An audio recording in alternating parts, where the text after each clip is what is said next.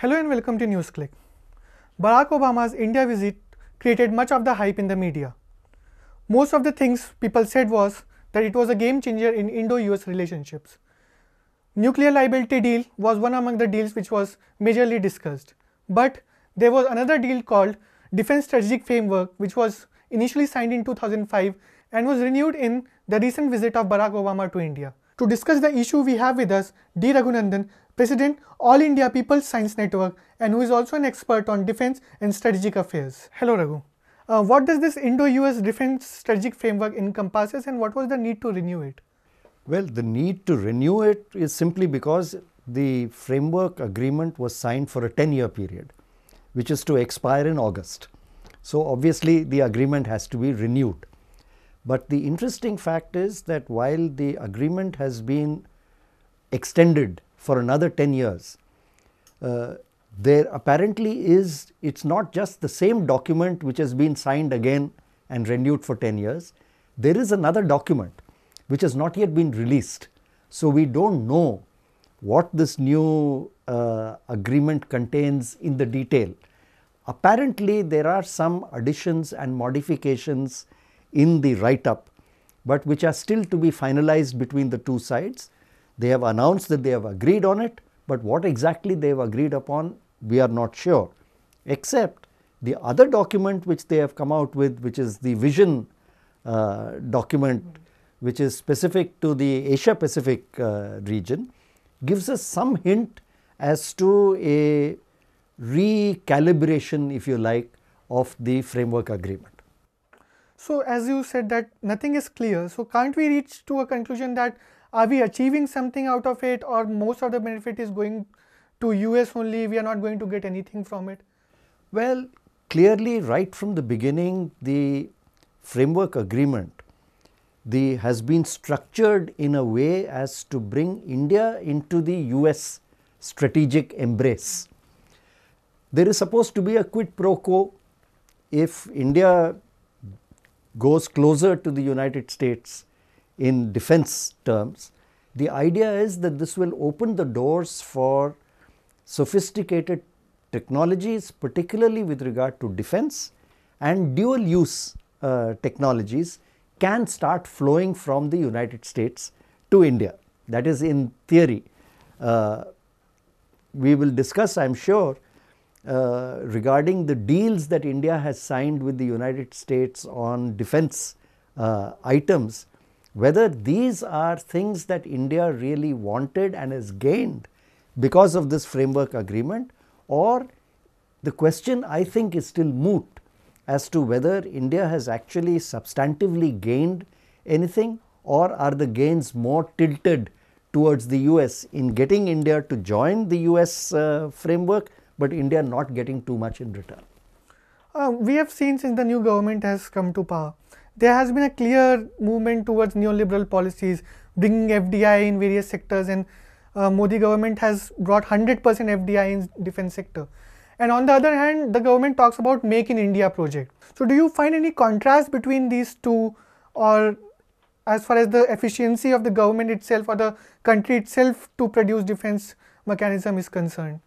See, the question of India producing defense equipment and why it has not been able to do so, why India finds itself today in a position where it is the largest importer of military hardware in the world, despite the fact that India actually has a very extensive, well-spread infrastructure for defense equipment R&D as well as manufacture.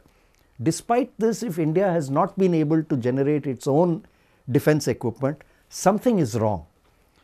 The answer that the Modi government has come out with to the question, what is wrong with India's defense infrastructure and R&D capability, their answer is, if more money comes in to the sector, particularly from the advanced countries, along with more advanced technologies, we will be able to solve this problem. But there is a fundamental flaw in this argument. The argument is advanced countries are prepared to sell us hardware, but are not prepared to transfer the technology. But if we allow them to invest in India, then that will bring more hardware. Why is this, am I saying that this is a fallacious argument? The US, for example, does not want to transfer advanced defense technologies to India because it is afraid that tomorrow India will then start developing its own equipment and will stop buying from the United States, or that India may even emerge as a competitor in the international arms market. Now, tomorrow if a US company invests here, let us say you have a Boeing India which starts manufacturing hardware here, the US will be equally suspicious as to whether that technology will not start flowing into the Indian industrial sector. And if Boeing India is going to start selling abroad, what is the big advantage the US? The US will prefer to have Boeing USA selling the equipment abroad. So I think it is a fundamentally wrong argument to think that if you allow FDI, technology will come along with it.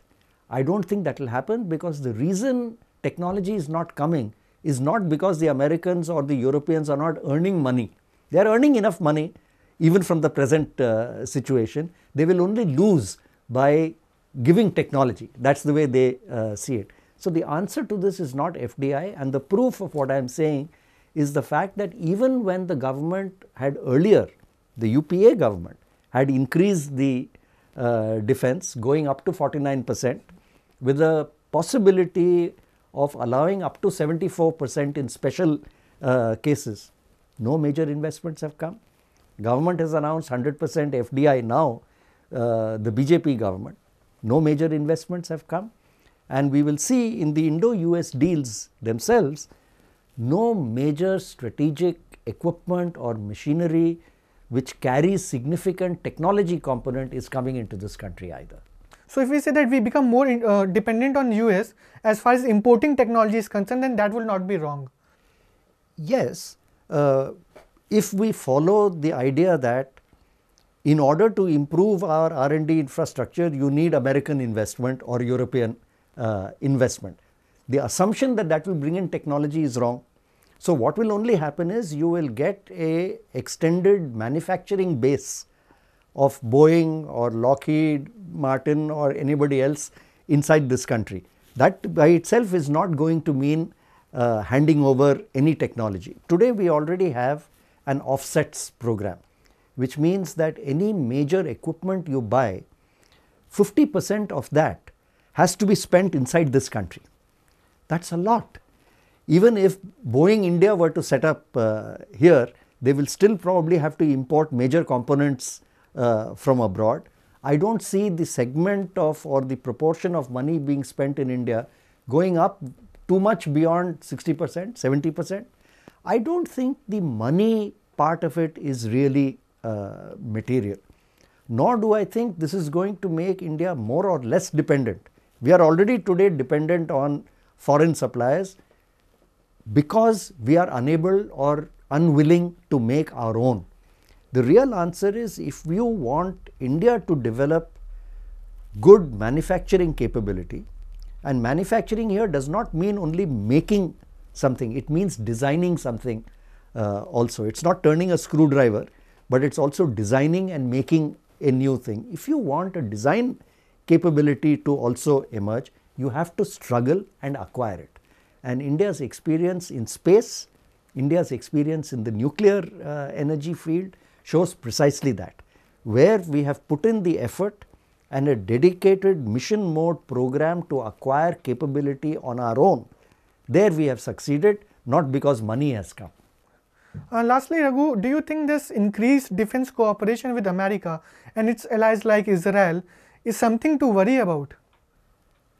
Well, of course it is, for two reasons. One is the reason I have already said. No country can afford to be as dependent as India is on foreign suppliers of military hardware. This is just not on. For a small country which is not capable of manufacturing its own weapons, to buy from abroad may make sense. But for a country the size of India, the fourth largest S&T manpower, which claims to want to be in the leading countries of the world with a seat in the Security Council, For us not to be able to manufacture or design even relatively minor military hardware is a matter of national shame. That I think has to be addressed frontally and not by these measures.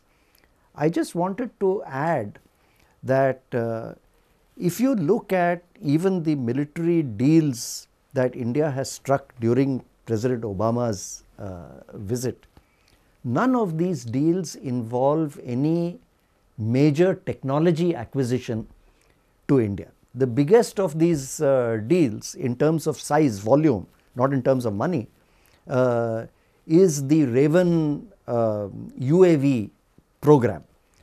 The idea is that these Ravens, which are hand operated UAVs operated by soldiers in the field to do what is called over the hill or around the corner surveillance. These are like when we were kids, we used to make model aircraft. And today you can buy them in the US from any hobby store. They are UAVs of that kind, of course with some sophisticated cameras and flying capabilities involved.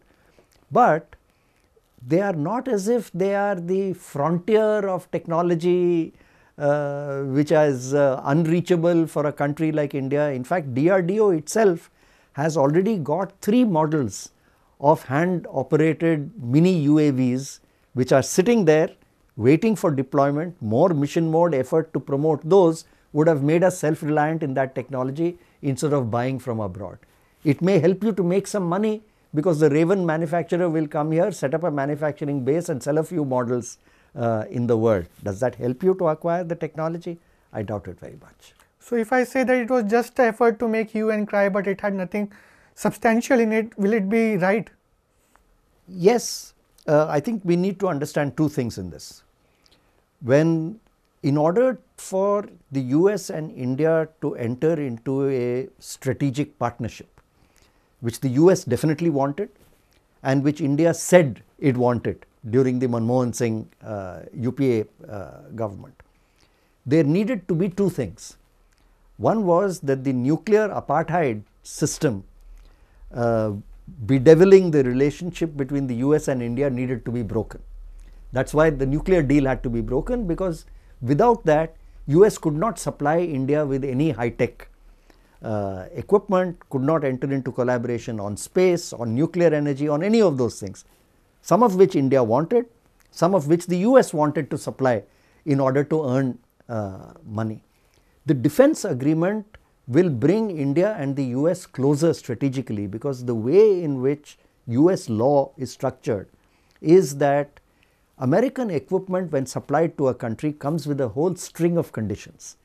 And those strings of conditions, which you and I and the Indian public don't know about or have not been made public, ensure that you have far closer military ties with the United States than a simple buyer-seller relationship. So what this means basically is India has committed itself to a strategic partnership with the United States, but all the commercial advantage will lie with the US and no technological advantage lies with India. It's fairly easy, I think, to see where is the gain and where is the loss. That's all the time we have for today. We'll be coming back to you on such issues. Thank you, Raghu. Thank you for watching NewsClick.